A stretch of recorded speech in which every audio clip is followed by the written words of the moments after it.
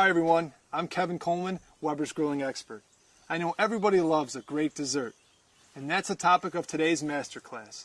Whatever you can do in your oven, you can do on your Weber, and we're going to give you 10 tips on how. Now the first tip, pick your favorite recipe. Today we're going to be doing cake. The second, we're going to open up our grill and we're going to take an inventory before we start barbecuing. Now let's take a look inside of our kettle grill. If you're noticing any excess debris, we need to make sure we clean that all out. We want as much air circulation going on as possible. Then let's gather up all the utensils we're going to need for baking. Now once we've got those 2 steps down, we're going to move on to our third. We've picked our favorite recipe, we've gathered up all the things that we need. Now we need to go to step 3, which is preheating our barbecue grill. This is by far the most important step. This is going to bring the grill up to that ideal baking temperature, somewhere around 350 to 400.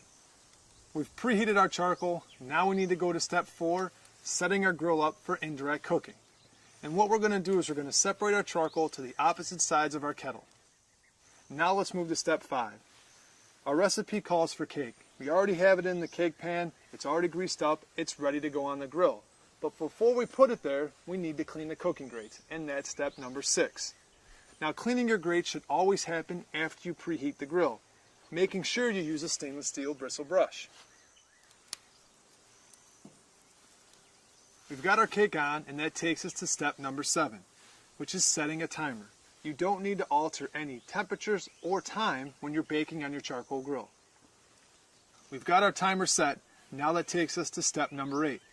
When we're baking on a grill and it's going to take longer than an hour, we need to make sure that we're adding charcoal each hour on the hour to maintain that perfect baking temperature.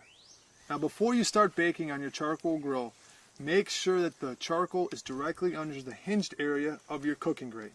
This will make adding charcoal every hour simple and easy. I'm getting kind of excited because the cake is almost done. That takes us to step number 9, checking for doneness. The easiest way to do that when baking is use a toothpick. Place the toothpick directly in the center of the cake. If it comes out clean, we know our cake is done. If you're noticing some of the batter on the toothpick, close the lid and continue baking. We've checked for doneness and taken our cake off, which takes us to step number 10, letting it rest. Now I know you're probably going to be all excited, it's your first grilled dessert, but we need to let it rest for 30 to 40% of the total time it was on the grill. Now if you'd like to ice it, you might have to extend that time, and you also might want to put it in the fridge just to cool it down a little bit quicker. Take a look at this beautifully grilled iced chocolate cake. There's nothing that makes me happier than giving you guys the confidence to grill your next dessert.